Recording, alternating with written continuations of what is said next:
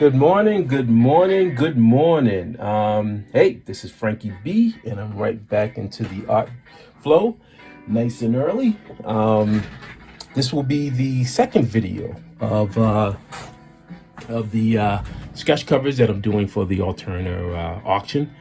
And in my previous video, I was explaining that I was just going to focus on Blood Realm this time around and see what happens.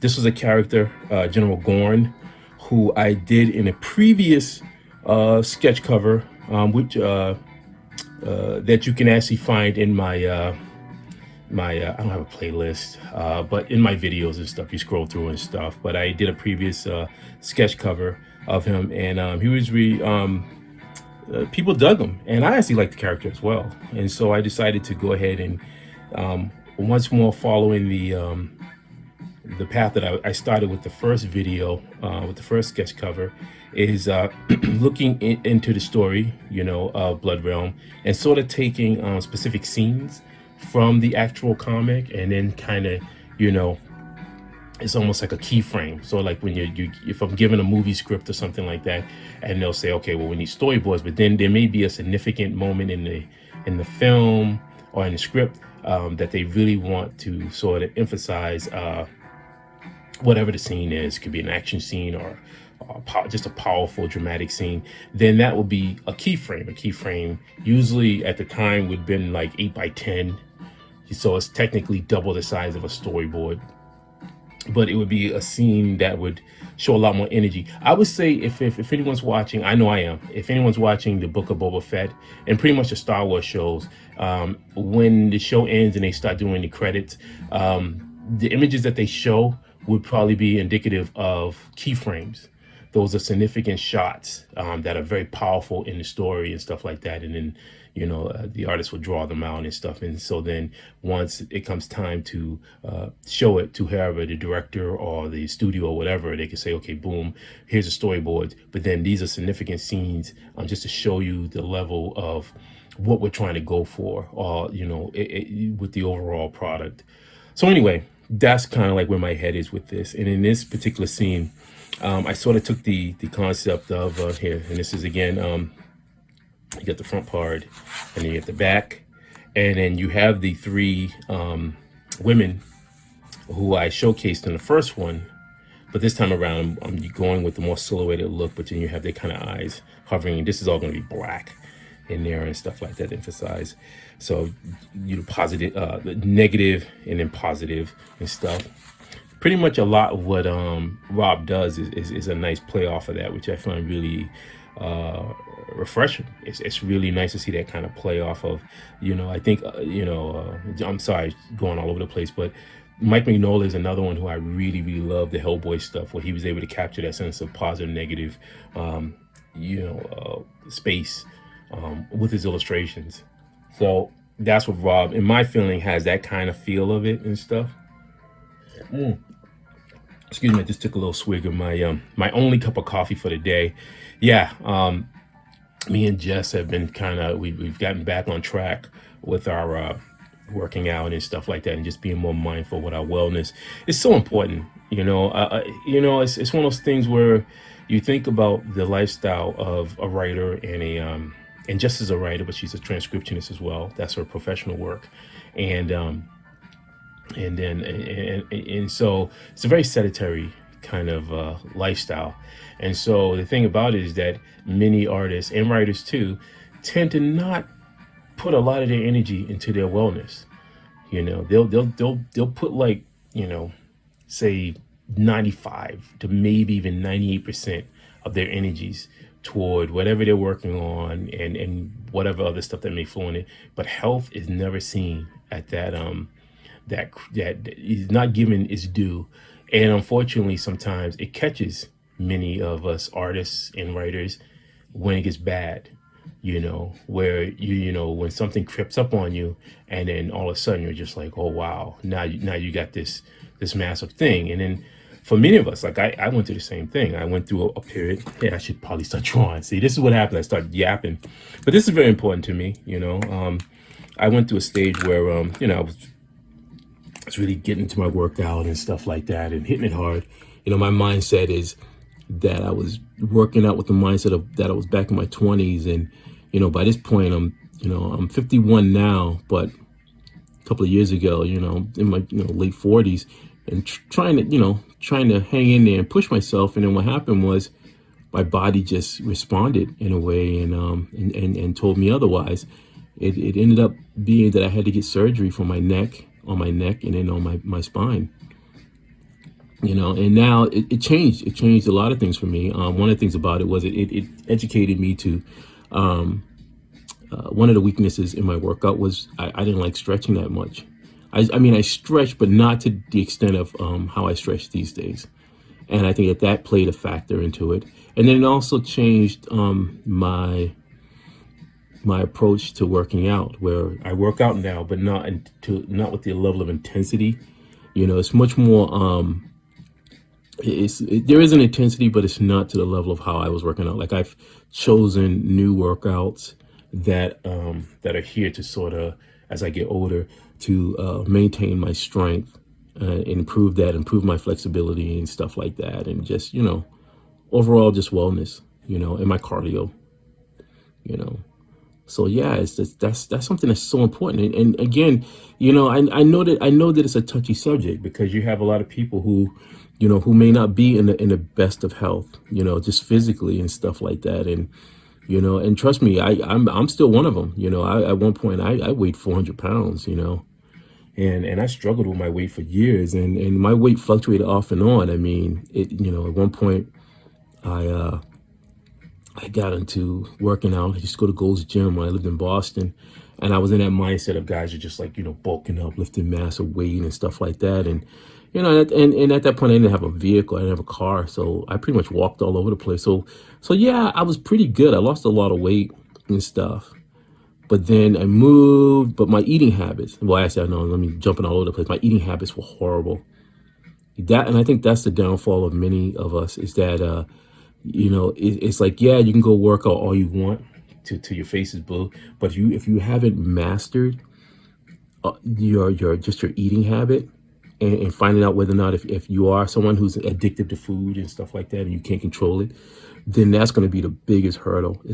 Now it becomes a mental game.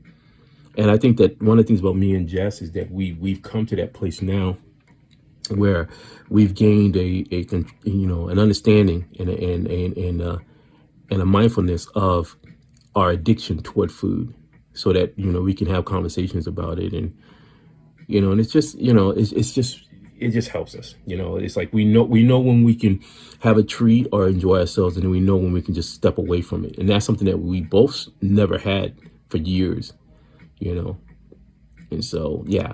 So for my artist brothers and sisters out there and stuff like that, again, trust me, I know what you're going through. And, and the thing about it is that there has to come a point where you have to look at your wellness as also an important factor. Because the downside is that if something bad happens, because you may have an already precondition, but then because of other poor health, it just, escalates it and stuff like that. You may not be able to do anything. You may not be able to do any more of your art. You may not be able, there's 1,000 different things. Like it's like, I always look at it like having a car. And like, if your car just sat in the field for years and years, man, and out of the blue, you just say, I'm gonna try to drive this car. And then somehow you have this weird expectation that somehow it's gonna start on the first turn. And it's not gonna happen. Battery's probably dead. There's probably the oil's bad. I mean, there's a lot of other things that could happen to that vehicle because it's been sitting out in the elements and stuff like that. It hasn't been worked out. It hasn't been, the engine hasn't been run and all that stuff. So that's kind of like an analogy I use with my own body. Like, this is my vehicle, and I want my vehicle to at least be able to run. I'm not trying to go out for any kind of championship stuff or anything like that. I'm an artist. I'm proud to be an artist.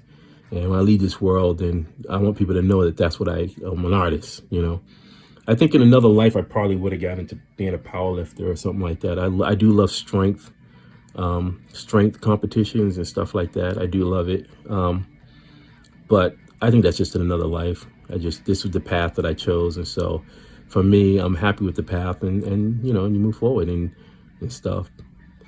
But working out has just become part of my well, both of us, part of both of our lifestyles and stuff. So it's so important, and you got to get sleep. I don't know how much I got to stress that with people. Please get sleep. Get rest yourself. You know, unfortunately, you know, time does not get halted for anyone. Your body will constantly, it's aging right now. And the more wear and tear you put on it, just like a car, if you were just beating the crap out of it and driving all over the place and going nowhere, then that's what's going to happen, man. You know, eventually it's going to be like, I can't give you anything else. I got nothing.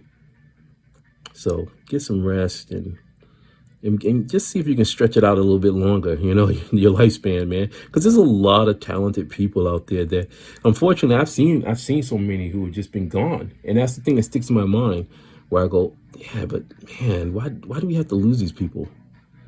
You know, why? But with that said, let's take the conversation to a more positive note. Let's take it back on to, sorry for the little rant and stuff. My mind just has been sort of all over the place, and that just was one of those thoughts that just got in my head. But anyway, let's get back onto point. So this is the Blood Realm, and yeah, I wanted to show a scene where, you know me, I love showing a little bit of action. So this scene is from the book, but it's pretty much showing what happens when Gorn and his troops are going around and they're just massacring people. And so that's all I did. I sort of did, this would be like a keyframe blowout of, you know, one particular scene where you see Gorn. If they were like, yeah, this is going to be the Blood Realm movie, and I'd be like, okay, well, let's just show a scene with him just gutting some dude. You know, and then below him, you just see all these, oh, Rob's going to kill me. This Satarians, I believe that's how you say it, you know. You just see like their silhouettes, which I love. I love silhouettes. I love when silhouettes are used. I think it's much more like horrific, more terrifying when you see silhouettes and stuff, because then you go, oh man, it's just like this faceless force that's coming. All right. Well, like all my previous videos, this is going to be a mashup video, and this is pretty much, you know, the mashup video. For the people who already know, this is just for anybody who happens to come across my video and it's new. Mashup videos are sort of like, you know, me just talking right now for a little bit, not too much. I don't want to drag your ear too much and too long, but just to let you know, get a sense of who I am, that I'm a real person, I'm not a spam bot, and that, you know, yeah, you can get a sense of my thoughts and stuff like that as I'm drawing. But then I transition over to HYPERLAPSE, and HYPERLAPSE is a software app or whatever that it allows me to speed up my art. And then what I do is and I'm actually using, here's something people don't know, I'm actually using my iPhone to record this right now, and it's been pretty good. I've been using it, so it's been pretty good. So it works, you know. I don't have a big expensive setup. I don't even believe in having anything like that, because the thing about it is I'm not trying to be a YouTube you know, I'm not looking at YouTube as my job kind of thing. You know, if I was looking for YouTube to be my job, then yes, I would make the necessary you know, you'd have to need certain like cameras and supplies and stuff like that. But trust me, I am a hardcore artist in the sense where I'd rather be behind my desk drawing, creating artwork, producing something, you know, instead of, you know, just sitting up there talking. But since it's my channel, this allows me a chance for me to you guys to hear my voice, and to, you know, and hopefully we can have a small connection in the sense of my artwork on here, you know. And then by all means, please comment. I respond to everyone who comments and stuff. I don't respond to the spam bots. The spam, whatever those things that come into the thing. I just laugh. It's just all part of the thing or whatever, but I don't respond to those. But yeah, if you have a question or whatever, then by all means, please, you know. All right, so we're at the, oh, I gotta move this. Oh, oh man, this is crazy. My video just stopped really suddenly because I had to move something to try to click it off, and then, so anyway, this is just a little add-on. But anyway, I just wanted to say, As always, thank you so much for coming to my channel, checking out my videos, and by all means, keep that art flowing and maintain your wellness.